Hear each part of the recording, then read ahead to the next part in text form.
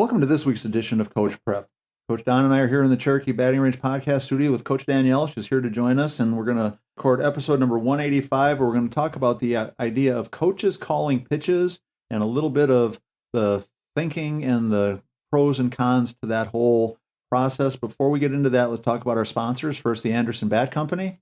Everything Fast Pitch is very proud to have Anderson Bat Company as our presenting sponsor. Anderson Bat Company is using the latest and greatest bat technology to corner the market in the fast pitch world. They have the -9 Rocket Tech, the -10 Carbon, and the -11 Carbon Light. Anderson Bat Company is using this technology to put a high-performing bat in the hands of hitters that really know the difference between a good bat and a great bat. We're also working with Anderson to provide a discount for all of our listeners. Go to the Anderson Bat Company website and order your bats. Use the EFP20 discount, which is for everything fast pitch, and you'll get a 20% discount. And make sure you take advantage of that EFP20 discount. It's a great way for you to save an additional 20% on your bats, gloves, bags, whatever it is that you order from Anderson, and it helps support the podcast at the same time. Also, please go to patreon.com/everythingfastpitch. We need more patrons, folks, so come on board if you can. If you see value in what we're doing, we're talking about $5, $10, or $20 a month. So if you're in a position where you can help us, and if you want us to be able to keep doing it into the future, we need some more patrons to come on board. We really do appreciate the support and thank the patrons that we've had and the people that have been supporting us for a long time, but we need some new people to come on board and join the team. So Danielle, Don, the idea I wanted to talk about today was coaches calling pitches, especially at the younger ages. And I think that it somehow leads to too much of an emphasis on the value of a strikeout being somehow more important than just getting an out. Yeah, no, it's an interesting thought because we talk about it often. I used to catch, and half of the fun of being back there and catching was, each day being able to be creative with the pitcher and getting batters out and strategizing and having some fun with what was working, what wasn't working, how can we get through the day with the tools that we had, and to try and fool and change things up on batters to make it exciting that way was really half the fun for me. And all the armbands and coaches calling from the dugout.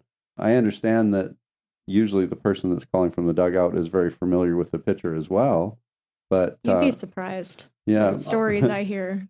But with them being so far away from what's happening at the plate, sometimes I think that there can be issues with not really having an understanding of whether the batter's crowding the plate, whether they're off the plate, whether their first movement is open with their front shoulder, if they're diving in to the plate, to the strike zone with their first movement. The catcher's right there, and they're watching firsthand what's going on. And, if they're doing certain things in their initial movement, that might lead them to be a lot more vulnerable to certain pitches or pitch locations. And the catcher's the one that's really going to get to see that. And even if they're not the ones that are navigating or calling the games early in their careers, I think that people in the dugout or whoever it is that's calling the game should be very, very interactive with the catchers to start preparing them to be able to do that later on in their careers. And if they don't, I think we're really missing out on a lot.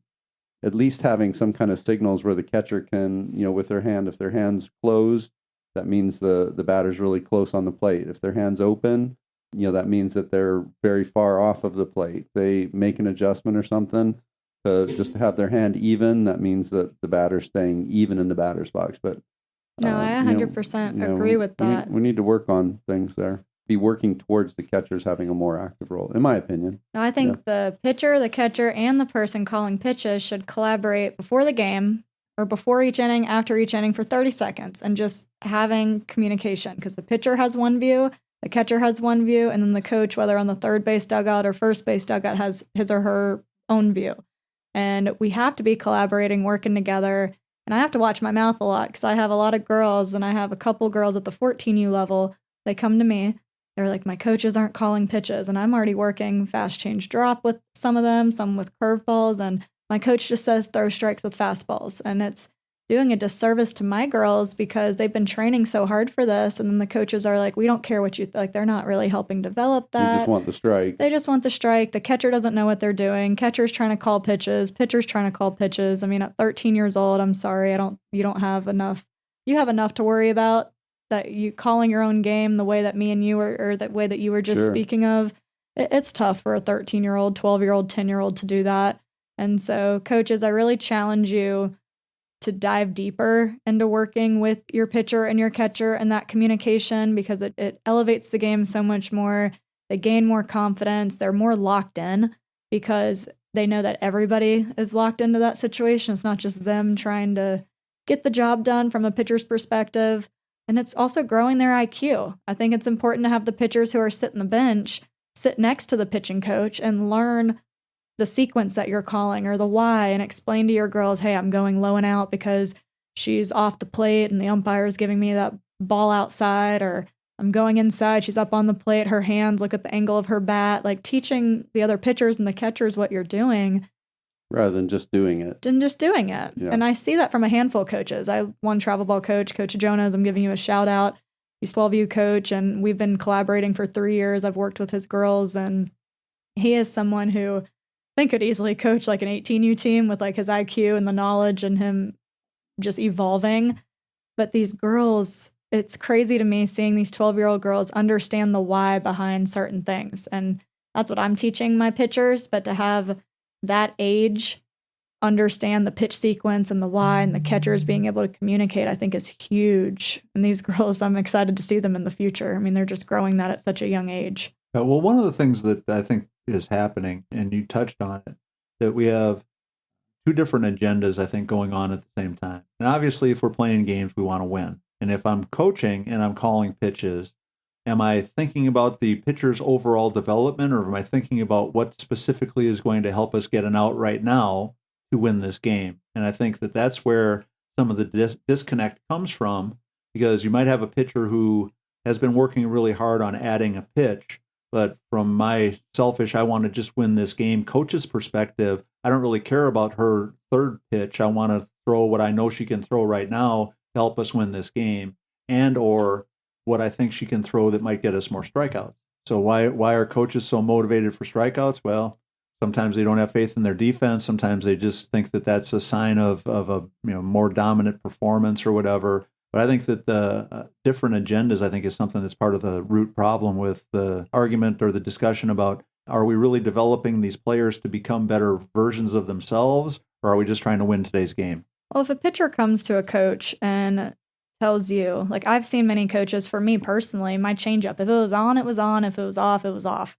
And I knew how to fix it. So if I threw one bad changeup that first time, I didn't lose confidence.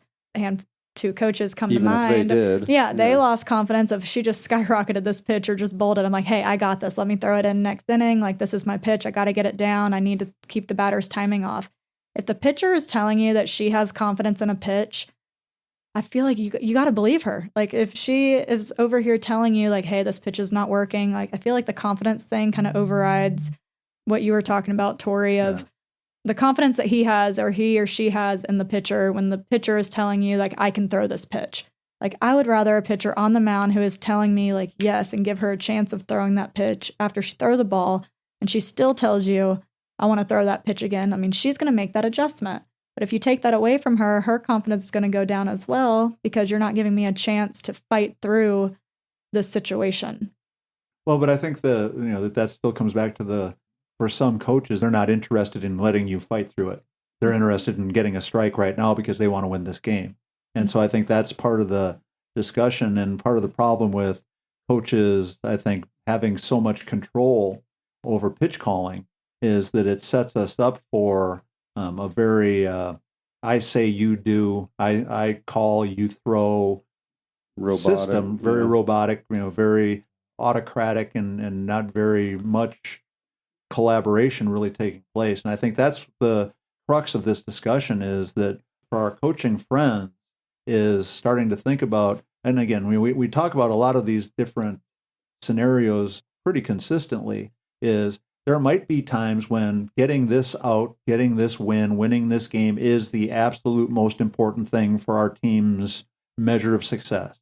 Mm-hmm. But there's an awful lot of games that if we lose a pool play game, if we lose a game early in the tournament, if we finish third this week instead of winning one more meaningless ring or T-shirt or plastic trophy for our team, that the overall development and the bigger picture ends up being a lot more positive. And so the reason that so many coaches are calling pitches how I think this is developed.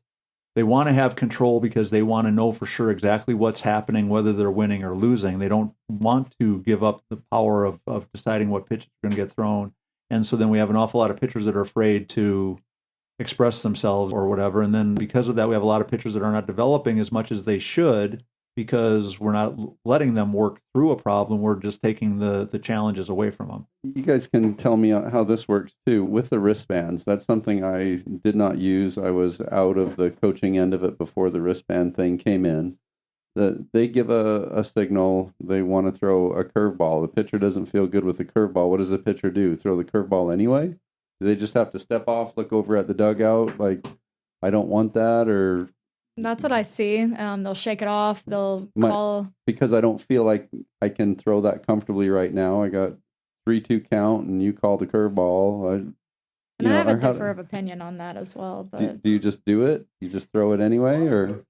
As a pitcher, I've seen coaches who, if I call this pitch, I want you to throw it no matter what. That just right there, I can't stand that mentality because I think a pitcher still has to have a little bit of say. If she doesn't have confidence and you're telling me in a 3-2 count to throw a curveball and I just am not confident in this pitch and I need to throw a drop ball or I need to throw a fastball and I'm forced to throw that curve, I already have that sense of negativity in the back of my mind. So how does it work with, we called it from the dugout, do they just step off and so with the wristband shake their head and say no, or whether it's the wristband system or it's some sort of signaling system, I'd be willing to bet that probably 80% of the pitchers that are pitching just right now throw it and go. I knew I shouldn't have done it. Whatever you say, I'm going to throw.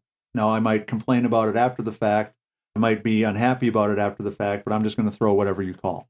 I give my pitchers on the 18U travel. I help coach with Ryan Carver on the Georgia Thunderbolts 18U, and I get to call pitches, and I give them all the green light. All but one are clients of mine, and they have the green light. If I call a pitch and you don't like it, I need a pitch on that side of the plate.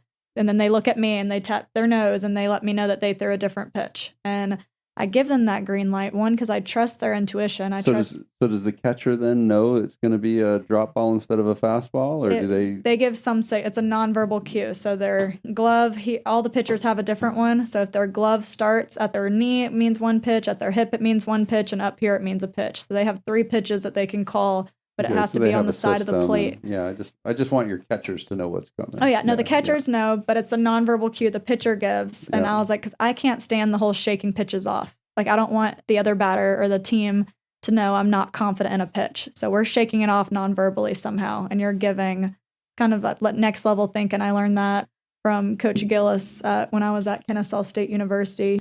If we didn't like a pitch, that's what we did with our glove. It's like we would put our glove somewhere else of saying what we're giving, but we had that green light. And that, to me, I thought was very cool. But that was, again, college level. I'm working with 18U girls at a younger age. It's a differ of opinion, but... I understand the idea that somebody who's in the dugout with a clipboard and notes and scorebook and is tracking what's happening, and stuff charts like that, to see. Should have a leg up on what's strategically a better pitch to throw in certain situations. But the one thing that I always go back to is I think that there's an awful lot that's lost when we take the game away from the players, and especially at a younger age. Does a 10-year-old pitcher and a 10-year-old catcher know everything they need to know about how to set up a hitter? No, but they know as much as the 10-year-old hitter does. Right. I mean, we played our whole lives. I played my entire high school career and never had a coach call a pitch ever from a dugout, and we won almost every game we played because we were working together. I would, talk to the pitcher. He would talk to me. We would figure out, hey, my curveball is great right now, whatever it is, and we would sort it out ourselves. And you could see that the batters were slow with their hands, so you threw them inside. Right. If you threw 2 fastballs and the guy was, a mile behind, we aren't going to call a changeup on the third pitch just because we think it'd be a great idea to throw a changeup when hit the fastball. He's already shown he can't hit the fastball. We learned that when we were 12. And now, were there times that, we probably called the wrong pitch and lost a game? Probably, but nobody cared about that because we were still learning. We were still missing spots. Right. One of my concerns with the emphasis on coaches calling all pitches is that I think that if I'm the pitcher and the coach calls a pitch and it gets hit, I've already got a built-in excuse. You called the wrong pitch. And I think, Danielle, you touched on the point, whether it's the right pitch or the wrong pitch, if you believe in it and you throw it like you really can and throw it the best you possibly can, then there's a pretty good chance it might be successful. So this idea of taking the thinking part of it away from the players is troubling to me. But I like the idea of the clipboard, being able to show a pitcher and a catcher, look, the first batter pulls everything. Every hit she gets to the left side. The next one, she's the exact opposite. Everything she hits is to the right field. Right. The third one, all she does is bunt and slap. I don't have anything on her for swinging. Right. So give them the info. Yeah, that's the collaboration part of it. Yeah. But to me, I think that there's not enough of the collaboration part of it. There's definitely not enough of the developmental part going on, because we're so worried about winning and losing that we're constantly going back to the well of what we've seen work in the past versus what we're working on for the future. And I think that idea that too many pitchers now are coming up through the ranks, not really understanding, and obviously too many catchers are coming up through the ranks not understanding any of the strategy or the logic or the reasoning behind any of the decisions that are being made. They're just, I hear a number and that's what we're doing. Catch it, block it, throw it. Yeah. Right. And I teach my girls, you got to be coachable, but you have to understand the why. If you truly don't understand the why, I don't think you're going to be able to be your best self on the field. And that falls under pitch calling. If you don't understand the sequence that's going on or the why behind it, let's talk about it. Like, ask your coach, and your coach should be able to answer. Coaches, it's your job to be able to explain that to your girls. They're not coming to you questioning your coaching. They're coming to you questioning so they can fully understand that process, so they can buy into it, so they can believe in it. Yeah. They got to believe in it and be confident. Well, sometimes they are questioning your coaching. So it depends how they word it. Yes. No, that I can tell you for sure. Well, yes. Quick little My sidebar. girls Don't better take it not. personal. My but- girls better not be doing that. No. Quick little sidebar story. I had a really great experience. I spent a couple of years working with the team and spent some time during that time frame, not full time, but periodically throughout the course of those couple of years, calling pitches for two different Division I highly successful pitchers. One of whom thought that the only way she could be measured as successful was how many strikeouts she got. And the second one, who didn't care whether she ever got a strikeout or not, as long as she got outs as quickly and as easily as possible. And the weakness in that example is the one who thought that the only measure of her success was how many strikeouts she got was what she was taught coming up. She was dominating enough at times where she would have some big strikeout games. Playing in a very important tournament, I think we were in the 5th or 6th inning, she was throwing a no-hitter. But she was really mad at me because most of the outs were ground balls to the third baseman. Right. And not enough of them were strikeouts. And I said, well, what's the problem? She said, they haven't come close to hitting you yet. They're hitting it all the time. I said, well, what are you talking about? I only have 2 strikeouts and it's the 6th inning. I know, but you are throwing a no-hitter. And she couldn't comprehend the fact that, a no-hitter with no strikeouts was still a good thing. Versus Right. the other girl who consistently had 6 or 7 pitch innings constantly. Like at the end of the game, she barely broke a sweat because she'd have, out of the 7 innings, she would throw 6 of them. She wouldn't throw 10 pitches. And you could throw more that day. So she'd throw 75 pitches and get a complete game shutout. And the other girl would throw 175 pitches to get a complete game shutout, but she'd have, 15 strikeouts. Right. And both of them were very, very successful. Both of them had really good college careers. But just the idea that the way we're bringing pitchers up through the system and what we're teaching them has got that diametrically opposed outlook on what success is for a pitcher. So I don't know if we really solved the problem about coaches calling pitches, except that I think we touched on a couple of really important things. We need to be communicating constantly. We need to collaborating. We need to be teaching. Mm-hmm. We need our pitchers and catchers to understand why we're doing what we're doing. I think we have to do everything we can to empower the pitcher, that she knows that when she throws a pitch, she's got total faith in it. Because what should be happening if you throw a pitch and it gets hit, you should be able to look at what you can do better to make sure it doesn't get hit again, versus blaming somebody else for calling the wrong pitch. And I think that's the moral to the story about this whole thing, is there's a whole lot of the blame game going on where, coach calls a pitch I didn't really want to throw, so I throw a fatty right over the middle. Of course, that ball gets hit 250 feet. It's the coach's fault for calling the wrong pitch, when it's all of our fault for doing a little bit of something different wrong. Where was it? Right. All right. So anything else on the coaches calling pitches idea? I think you need to train your catcher to learn how to call pitches. If coaches want to take over and call pitches, also train your catcher. Let's say you get thrown out of the game. Like, who's going to call the pitch? Like, we got to train the catcher to know what's going on. Let them wing it. Well, I guess let them. You're going to have to at that point. Wing it in that maybe let situation. them wing it before that, right? I mean, play around in a scrimmage. Let them call it in a scrimmage and pick their brain of like, why did you call that pitch? And if she says just because, I don't know, like that's not an answer. Like that's right then and there, you know that you have to train her and teach her how to do this. I always liked when we would have scrimmages, and this could be something that the coaches could do as well too, is putting up a screen behind the catcher so that you as a coach could sit right back there. You could watch where the pitches are coming. You could interact with them immediately. You can see locations. You can see pitch calls. And you can train her right then and there. Yep. And I think that's a wonderful tool too. Right. So the bottom line is we need to train our pitchers and catchers to understand what we're really trying to accomplish. We need to make sure that they're comfortable and confident in what they're doing. And if we're creating an environment where they're not comfortable, where they don't feel like they have control of what's happening, we have to be willing to live with the probably less than satisfying result. That's going to wrap up number 185. Make sure you check out our sponsor, the Anderson Bat Company. Become a patron if you can. Go to patreon.com/everythingfastpitch. Make sure you go to the fastpitchprep.com website and make sure that you reach out to us with any suggestions, ideas, or topics you want us to talk about at everythingfastpitch@gmail.com or fastpitchprep@gmail.com. For Coach Danielle Rubin and Coach Don McKinley, our producer Stan Lewis, this is Coach Torrey saying thanks for listening. We'll talk to you again next week.